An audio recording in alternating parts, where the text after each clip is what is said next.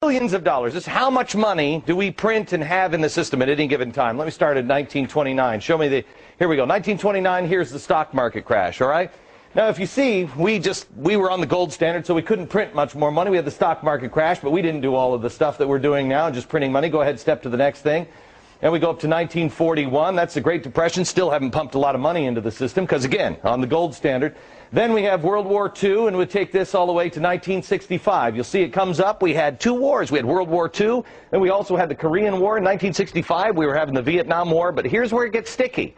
Because we had all these wars, and we tried to dogpile on with the Great Society. Well, how are we going to pay for all that? Well, in 1971, Richard Nixon says, why don't we get rid of the gold standard? So that way, we can just print whatever we want. But we promise the rest of the world, oh, no, we'll never print too much. Really, we're good for it. I mean, look at our record here. We don't do that. Great Society kicks in, and look what happens. Next point, please.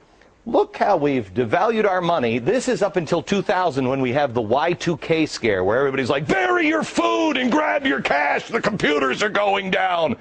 That's why the government put this little spike here. If you see that little spike, goes up because they just dump a lot of cash into it, and then they bring it back in, they pull it back in. But it's difficult to pull things back in, especially when you have a horrible event like 9/11. Next stop is 9/11. You'll see it's just a little spike back up just a little bit. Remember how everybody was freaked out that the world was coming to an end? Do your patriotic duty, go spend, go out there and get into the stock market. Well, we did. And then this is the kind of spending we get. As you see here, the federal bailout's just about to begin. We're in, let me get into my Al Gore machine. Oh, it's a real inconvenient truth now, isn't it, Al? Look at this hockey stick. This is the hockey stick that Al Gore was talking about with the, the woolly mammoth coming back or whatever the hell he's talking about. Here's where we were in September last year. But then the Treasury decided we need to start printing more money.